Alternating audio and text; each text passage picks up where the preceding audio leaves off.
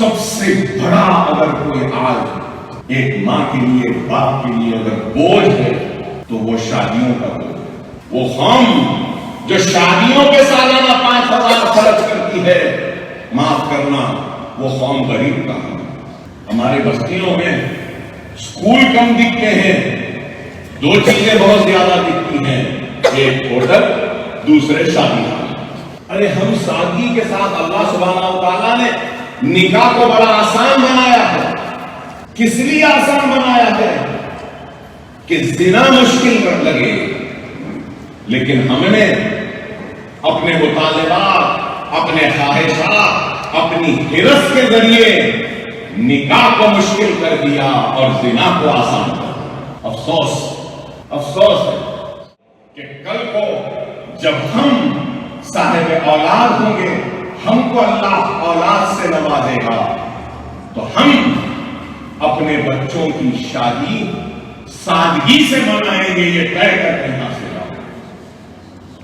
سب سے بڑا اگر کوئی آج ایک ماں کے لیے باپ کے لیے اگر بوجھ ہے تو وہ شادیوں کا بوجھ ہے۔ کیا ہے تقاضے بتاؤ؟ آپ کو بھی بیٹے ہوں گے، اگر یہاں بیٹی بچیاں شادیاں ہوں گی، یہ بیٹیاں ماں بنیں گی اور بیٹے ہوں گے آپ کو، تو طے کر لو کہ ہم اپنے بچوں کے لیے کوئی جہیز کا مطالبہ نہیں کریں گے۔ یہ طے کرو۔ ایک ماں ایک باپ قرض میں ڈوب رہا ہے، مصیبت میں ہے، لیکن بچے والوں کے مطالبے کو پورا کرنے کے لیے پریشان ہوتا ہے۔ ہمارے پاس سب سے بڑا مجھے دیکھ کر افسوس ہوتا ہے، کیا ہے؟ ہمارے بستیوں میں اسکول کم دکھتے ہیں، دو چیزیں بہت زیادہ دکھتی ہیں، ایک ہوٹل، دوسرے شادی خانے۔ صحیح ہے یا غلط؟ شادی خانے کیوں کھول رہے ہیں؟ کیونکہ وہ چل رہے ہیں۔ ہوٹلیں کیوں کھل رہی ہیں؟ کیونکہ وہ چل رہی ہیں۔ ارے ہم سادگی کے ساتھ اللہ سبحانہ و تعالیٰ نے نکاح کو بڑا آسان بنایا ہے۔ کس لیے آسان بنایا ہے؟ کہ زنا مشکل لگے، لیکن ہم نے اپنے مطالبات، اپنے خواہشات، اپنی ہرس کے ذریعے نکاح کو مشکل کر دیا اور زنا کو آسان کر دیا۔ افسوس ہے۔ ارے آج آپ طے کر کے اٹھو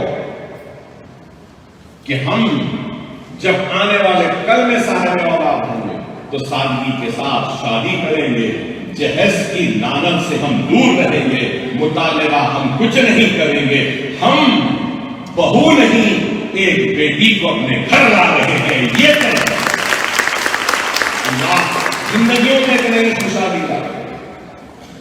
سالانہ 50,000 شادیاں ہو رہی ہیں مسلمانوں کی، معلوم ہے آپ کو؟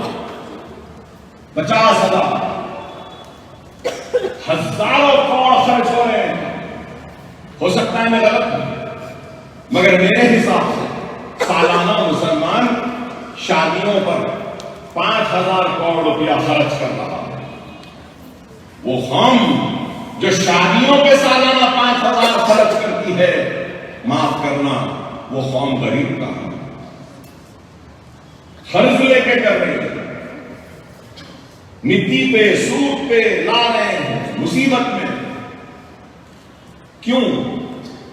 ارے نکاح مسجد میں کرو، ولیمہ اپنے گھر میں ایک 50 لوگوں کو 100 لوگوں کو بلا لو، کر لو، ہو جائے گا۔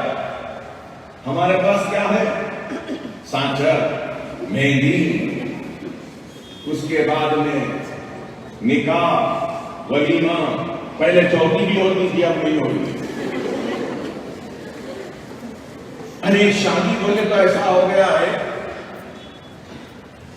کہ 5-5، 10-10 وقت کھانے کھلانا، چلو وہاں پہ ختم نہیں ہوا، سانچر ہو گئی، مہندی ہو گئی، وہ سنگیت ہو گیا، مہمان گانا ہو گیا، نکاح ہو گیا، ولیمہ ہو گیا، اس کے بعد میں جمعہ کی ہو گیا۔ چلو پہلی جمعہ کی، دوسری جمعہ کی، تیسری جمعہ کی، چوتھی جمعہ کی، جمعہ کیا چلو جمعہ کیا ہوتے ہوتے رہتے ہیں، اس کے بعد میں اللہ صاحب اولاد سے نواز دیتا ہے، تو پھر عقیقہ، پھر وہ چلا جھٹی کیا کیا بتاؤ کیا ہے یہ؟ معاف کرنا آپ لوگ ہنس رہے ہیں، مگر یہ سب سے بڑی ایک ہمارے اوپر ایک مصیبت کی طرح آ گئی ہے۔ پھر کہتے ہیں کہ ہم غریب ہیں، ارے 25 آدمی کو بھی کھانا کھلائے تو خرچہ تو ہوگا نا، وہی پیسہ آپ بچا کے اپنے بچوں کی تعلیم پہ خرچ سکتے ہیں، وہی پیسوں کو بچا کر آپ ایک چھوٹا سا کاروبار شروع کر سکتے ہیں۔ ارے اگر آپ کو اللہ نے بہت دیا ہے تو وہی پیسہ کسی غریب کی زندگی میں خوشحالی لانے کے لیے دے دو، کسی یتیم کی شادی کے لیے دے دو۔ یہ فکر ہونی چاہیے، یہ فکر نہیں ہے۔ میں آج یہاں اس مرکز سے ائمہ اور موذنین کو مخاطب ہوں اور ان سے پرزور اپیل کرتا ہوں کہ خطبات جمعہ میں ضرور اس بات کا ذکر کریں اور اپنی قوم کو اس بات کی ترغیب دیں کہ سادگی سے شادی کریں، اسراف نہ کریں، خرچہ نہ کریں، اور یہ جو رسمیں رواجیں ہیں ان رواجوں کو، رسموں کو ترک کریں، یہ ضروری ہے۔ جب تک ہم اپنے معاشرے میں پھیلی ان برائیوں کا خاتمہ نہیں کریں گے تو ہمارے معاشرے میں خوشحالی نہیں آ سکتی۔ آپ لوگ کو طے کرنا ہوگا، اگر آج سے مجمع میں بیٹھی، اگر میری ایک بیٹی بھی یہ طے کر لے کہ جب میں ماں بنوں گی اللہ مجھے بیٹے سے نوازے گا تو میں اس بیٹے کی شادی بغیر جہیز کے کروں گی اور بغیر ان رسومات کی کروں گی، تو میں سمجھوں گا کہ میری تقریر، میرا آج کا خطاب کامیاب ہو۔ ایک بھی اگر کرے تو میں سجدے میں جا کر اللہ کا شکر ادا کروں گا کہ اے اللہ، میرے خطاب سے میں نے ایک ذہن کو تو بدلا ہے، اے اللہ تیرا شکر۔